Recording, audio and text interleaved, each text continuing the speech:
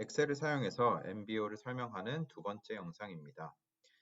이번 영상에서는 엑셀을 가지고 MBO를 직접 푸는 거를 한번 보여드릴 겁니다.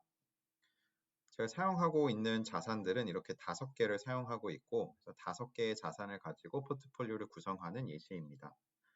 5개는 그냥 뭐 iShares에서 나온 ETF 5개를 가지고 왔고 뭐 주식도 있고 채권도 있고 마지막으로는 리츠까지 가져왔습니다. 그래서 이거는 그냥 예시를 보여드리기 위해서 가져온 거고 뭐 어떠한 자산들 또는 종목들을 사용해도 뭐 엑셀 또는 엑셀이 아닌 프로그램을 사용해서 평균 분산 최적화 모형을 적용하는 것은 가능합니다.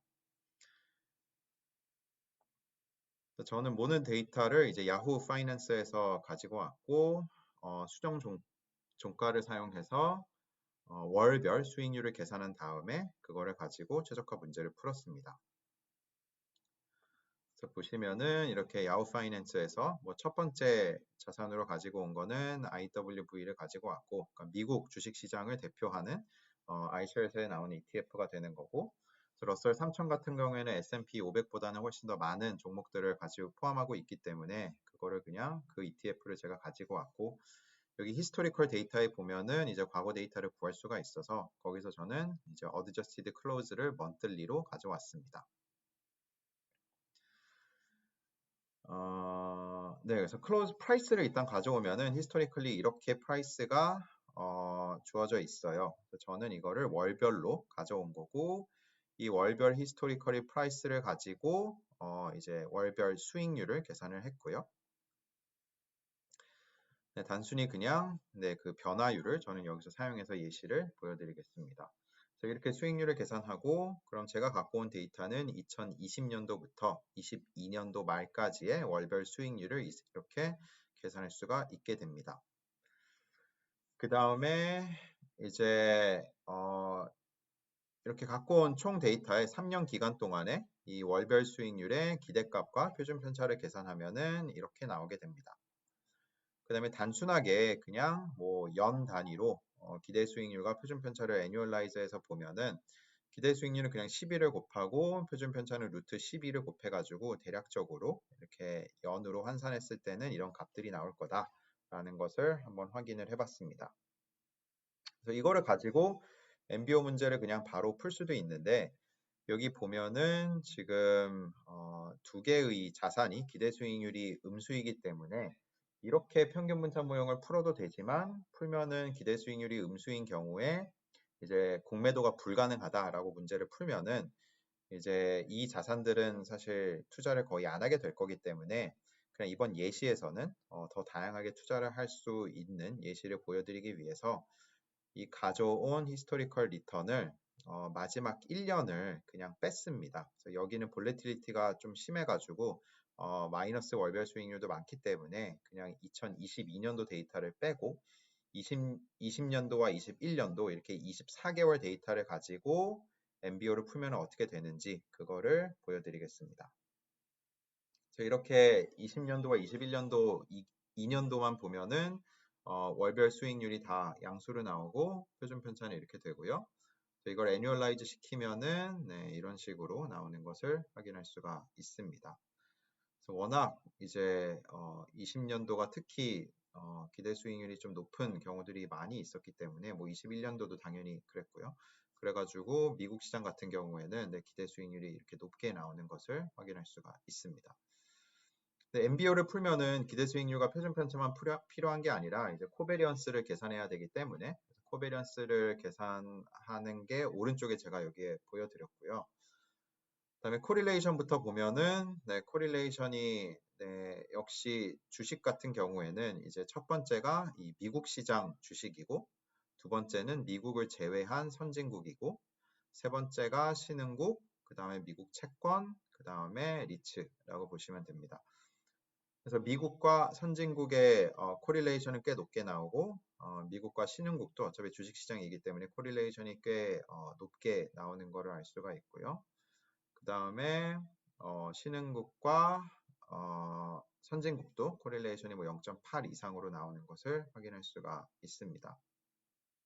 그리고 코릴레이션을 엑셀에서 코릴레이션을 구하는 법은 그냥 이거를 코릴레이션 함수를 이렇게 사용해도 되지만 그게 아니라 여기 데이터 분석에 가서 코릴레이션을 구하는 게 상관 분석을 진행한 다음에 여기에다가 데이터를 입력해 갖고 구할 수도 있습니다. 일단 비슷하게 코베리언스를 구할 수도 있는데 이제 공분산 분석을 진행해서 여기다가 데이터를 이렇게 다 넣어주고 그 다음에 데이터 방향이 열로 되어 있고 출력 범위 정해가지고 이렇게 출력을 하면 됩니다. 그래서 그렇게 출력해서 나온 게 이제 제가 여기에 넣은 겁니다. 그래서 지금 대각선이 각 자산의 분산을 나타내는 거고 대각선이 아닌 값들은 공분산을 나타내게 되는 겁니다. 그리고 이것도 역시나 코베리언스 함수 이렇게 써갖고 일일이 계산을 하는 것도 가능합니다. 근데 지금 공분산 분석을 진행해서 나온 결과를 보니까는 이게 population variance를 계산을 해서 저는 sample variance를 원하기 때문에 sample variance로 이렇게 컨버트를 해줬고요. 그래서 그 population covariance 같은 경우에는 sample size인 24로 나눠주는데 sample covariance matrix는 이제 23으로 나눠주기 때문에 그거를 살짝 수정해주는 작업을 진행했고요. 그래서 24를 곱한 다음에 23을 나눠주면은 샘플 코비런스 값들이 나오고 이거는 그냥 쉽게 코비런스.s로 이렇게 계산하는 것도 가능합니다.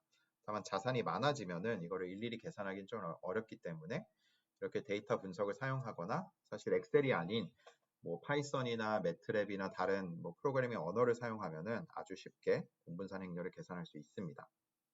일단 이렇게 값들이 나오는 거를 먼저 확인을 했고요. 그러면 평균 분산 최적화 문제를 풀기 위한 인풋들은 이미 다 계산이 된 겁니다. 다음 슬라이드로 다음 시트로 넘어가면은 지금 5개의 자산의 기대 수익률 앞에서 계산을 했고요. 표준 편차도 계산을 했는데 이거는 지금 직접적으로 사용될 건 아니라서 제가 그냥 회색으로만 표시했고 그 다음에 각 자산의 이제 샤프 지수처럼 민을 표준 편차로 나눈 값을 보면은 어떻게 되는지를 이것도 직접적으로 사용되는 건 아니기 때문에 그냥 회색으로 참고만 하려고 표시를 했고요. 그 다음에 코베런스 매트릭스는 바로 전 시트에서 계산한 건데 지금 이 위에 다이거널 위 값들이 없었기 때문에 그것만 제가 이렇게 다시 그냥 넣어줬습니다. 그래서 넣은 이유는 오른쪽에 최적화 문제를 풀 때 행렬 연산을 사용할 거기 때문에 이렇게 행렬을 완벽하게 만들어 줬고요. 그거를 사용해서 포트폴리오 분산을 어떻게 계산할 수 있는지를 오른쪽에 입력을 했습니다. 왼쪽이 이제 평균 최적화 MBO에서 사용할 인풋들이고 그 다음에 오른쪽에 최적의 투자 비중이 무엇인지를 이제 요 5개 숫자를 찾는 게 우리 최적화 문제에서의 목적이 되는 거고 그 다음에 MBO 실제 포뮬레이션은 여기 아래에다가 정리를 했습니다. 보면은 MBO에서 사용되는 것은 포트폴리오의 기대 수익률이 어떻게 되느냐라는 거고 그래서 기대 수익률은 여기 지금 웨이트는 최적의 웨이트는 아니지만 이런 웨이트가 있다라고 하면은 첫 번째 자산에 투자하는 웨이트 곱하기 첫 번째 기대 수익률 플러스 두 번째 자산 웨이트 곱하기 두 번째 자산의 기대 수익률 이거를 다 곱해서 도와주기 때문에 썸 프로덕트를 그냥 사용하면 되고요. 그 다음 포트폴리오 베리언스 같은 경우에는 최적화 문제에서는 표준 편차를 쓰는 게 아니라 왜냐하면 스퀘어 루트가 들어간 거는 최적화 문제에서 풀기가 좀 어렵기 때문에 표준 편차가 아닌 분산을 가지고 계산을 하게 되고요. 그다음에 그거를 계산하기 위해서는 이렇게 행렬 연산을 사용합니다. 일단 그 이전에 여기 코베리언스 매트릭스가 들어간 이 부분을 여기 왼쪽 위에 보면은 이 이름 상자에 COB, 코베리언스다라고 이렇게 이름을 넣어줘서 이거를 변수처럼 사용할 수 있게 이름을 넣었고요. 그럼 베리언스 계산하는 건을 보면은 결국은 이제 요 첫 번째 곱해진 거는 지금 웨이트와 요 코베리언스 매트릭스를 곱한 게 되고요. 그래서 웨이트는 보면은 1 곱하기 5 그리고 코베리언스 매트릭스는 5 곱하기 5이기 때문에 당연히 곱해줄 수가 있고 그거의 결과는 1 곱하기 5 행렬이 나오게 되겠죠. 그 다음에 또 마지막으로 곱해줄 거는 이 웨이트에 트랜스포즈한 거 그러니까는 5 곱하기 1 벡터가 되겠죠. 그래서 5 곱하기 1 벡터를 곱해주면 됩니다. 그럼 결과는 1 곱하기 1 숫자 하나가 나오게 되는 겁니다. 그 다음에 엑셀에서 이렇게 행렬 연산을 할 때는 행렬에 사용되는 함수도 필요하지만 결과를 뽑아낼 때는 단순히 엔터를 치는 게 아니라 컨트롤 시프트 엔터를 같이 눌러줘야 됩니다. 그렇게 해주면은 행렬 연산으로 구한 포트폴리오의 베리언스가 나오게 됩니다. 이거를 행렬로 최적화 문제 MBO 푸는 게 익숙하지 않으신 분들은 그냥 MBO 소개를 했을 때 행렬을 사용하지 않고 각각의, 그러니까 첫 번째 자산의 웨이트 곱하기 두 번째 자산의 웨이트 곱하기 두 개의 공분산, 그거를 다 더한 거를 더해준 값과 지금 행렬 연산에서 나온 분산 값이 동일하다라고 보면 됩니다. 다만 그냥 계산을 좀 쉽게 하기 위해서 행렬을 사용한 겁니다. 그럼 5분의 1씩 투자하는 포트폴리오가 있을 때 그 포트폴리오의 기대 수익률과 분산이 나오는 거고요. 지금 인풋이 다 월별 값들이기 때문에 여기서도 기대 수익률과 분산은 월별 값들이 나오게 되는 겁니다. 그럼 최적화 문제에서 MBO의 여러 가지 포뮬레이션들 중에서 여기서 제가 푼 거는 분산을 최소화하는 거를 풀었고, 그 다음에 컨스트레인트는 두 개가 들어가는데 첫 번째 컨스트레인트는 기대 수익률이 정확하게 어떤 값이다. 그리고 두 번째 컨스트레인트는 웨이트의 합이 1이다 라는 겁니다. 그래서 베리언스는 위에서 이미 계산을 했기 때문에 그 값을 그냥 그대로 가져온 거고, 포트폴리오 민 같은 경우에도 이 값을 위에서 계산한 값을 그냥 그대로 가져온 거고, 웨이트의 합은 그냥 여기 있는 이 5개 숫자의 썸 이렇게 해서 입력해 뒀습니다. 그럼 아직 최적화 문제를 푼 거는 아니기 때문에 보면은 이게 성립하지 않은 것을 알 수가 있죠. 그리고 당연히 이 웨이트도 최적의 웨이트가 아닙니다. 근데 지금 보면은 자산들의 기대 수익률이 가장 낮은 게 0.002이고 가장 높은 게 0.019이니까 대략 0.01로 넣어서 한번 최적화 문제를 풀어보겠습니다. 해찾기로 가서 여기에 목표 설정을 하는데 제가 이미 좀 넣어놓은 값들이 다 있는데 한번 설명을 해드리면은 오브젝티브가 무엇이냐, 이 값이고 포트폴리오 베리언스, 이거를 최대값, 최소값 구하고 싶을 때 우리는 최소값이라고 했고요. 변수는 어디 있느냐, 변수는 이거 5개 셀이 되는 거고요. 그 다음에 제한 조건은 지금 보면은 첫 번째가 이제 이 포트폴리오 민 계산한 값이 0.01과 같다라는 게 이렇게 들어가 있고, 그 다음에 두 번째 컨스트레인트는 포트폴리오 웨이트의 합이 그냥 1이다 라는 조건이 이제 등호로 이렇게 넣어줬습니다. 그 다음에 문제를 푸는 건데 예를 들어서 처음에는 여기 변수가 변수를 의미 아닌 설정을 하지 않고 문제를 풀어볼게요. 그래서 비선형 문제를 풀면은 지금 선형 문제가 아니기 때문에, 왜냐하면은 포트폴리오의 분산을 계산하는 식은 선형이 아니기 때문에 이렇게 비선형으로 해찾기를 해주고, 그러면은 결과가 해를 찾았습니다 나오고 해찾기 해를 보전한다 라고 하면은 이렇게 최적의 비중이 나오게 됩니다. 그리고 포트폴리오 민이 이렇게 딱 0.01 정확하게 일치하고 포트폴리오의 베리언스는 0.0003이다 라는 것을 알 수가 있죠. 그 다음에 이거를 해찾기를 다시 해서 이번에는 그냥 공매도를 하지 못하게 음수가 아닌 걸로 제한을 두고 해찾기를 해보겠습니다. 그러면은 이렇게 포트폴리오가 나오는 것을 확인할 수가 있어요. 그래서 실제로 5개의 자산에 투자를 하지만 공매도가 가능하지 않은 경우에는 이제 미국 주식시장과 미국의 채권에만 투자하는 게 가장 최적이다 라는 걸로 나오고, 그리고 제가 여기 왼쪽에다가 이 민을 스탠더드 디비에이션으로 나눠 놓은 거를 여기 적어 놓은 이유는 보면은 미국 주식시장과, 그러니까 첫 번째 자산과 미국의 채권, 네 번째 자산이 가장 이 민 대비 스탠더드 디비에이션 대비 민이 높다라고 할 수가 있어요. 그래서 가장 자산 하나로만 보면은 효율적인 자산이다라고 할 수가 있죠.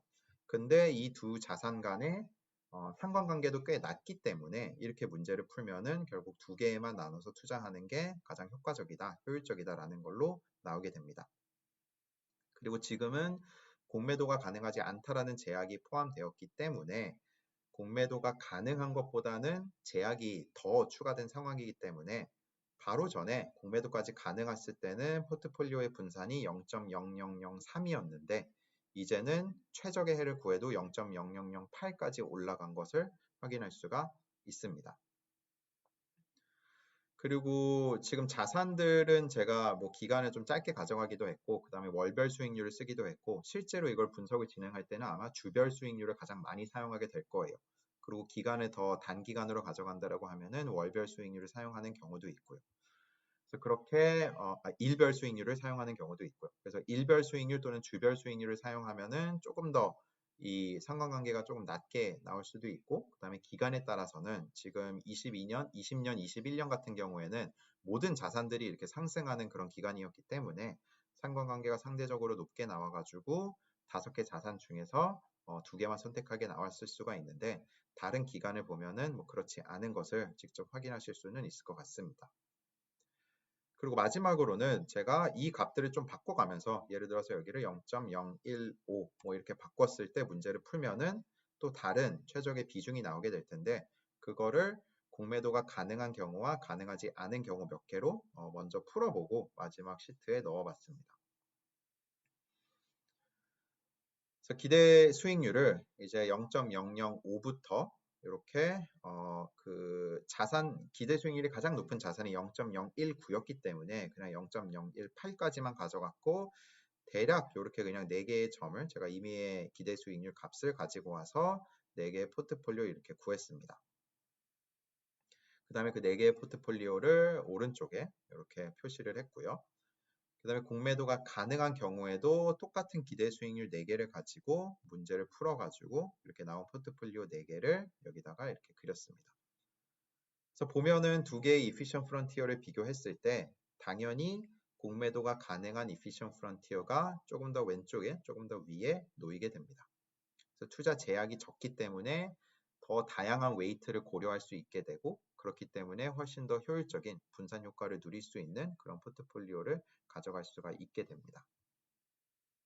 그리고 이 기대 수익률 같은 경우에는 내가 뭐 연 몇 퍼센트의 기대 수익률을 뭐 요구한다라는 경우에는 그 값을 넣어서 이렇게 포트폴리오를 구할 수도 있고, 아니면은 뭐 안전적인 포트폴리오가 무엇이고, 그 다음에 공격적인 게 무엇이고, 중립 성향은 무엇을 어떤 포트폴리오가 선호되고, 이런 것들을 계산하고 싶으면은 그냥 여러 개의 단위로 이렇게 계산을 해서 비중이 어떻게 바뀌는지, 어떤 자산들에 투자를 하는지 그런 것들을 살펴볼 수가 있습니다. 실제로 이거를 구현할 때 엑셀을 가지고 MBO 문제를 푸는 경우는 현실에서는 아마 없을 거예요. 왜냐하면은 엑셀 같은 경우에는 최적화를 풀기 위한 그런 소프트웨어가 아니기 때문에 최적화 문제를 훨씬 더 효율적으로, 그 다음에 더 뭐 많은 데이터나 많은 자산들을 고려했을 때, 그 다음에 제약들이 더 많이 들어갔을 때, 그때는 엑셀로 풀 수가 없는 경우들이 많기 때문에 파이썬 또는 매트랩을 많이 사용하게 됩니다. 그런데 이제 간단한 개념을 보이기 위해서는 엑셀이 효과적이기 때문에 이번 영상에서 이제 간단하게 이렇게 풀 수 있고, 평균 분산 최적화 모형은 이런 식으로 접근해서 이렇게 해를 구할 수 있다라는 것을 설명드렸습니다. 이번 영상은 이걸로 마무리하겠습니다.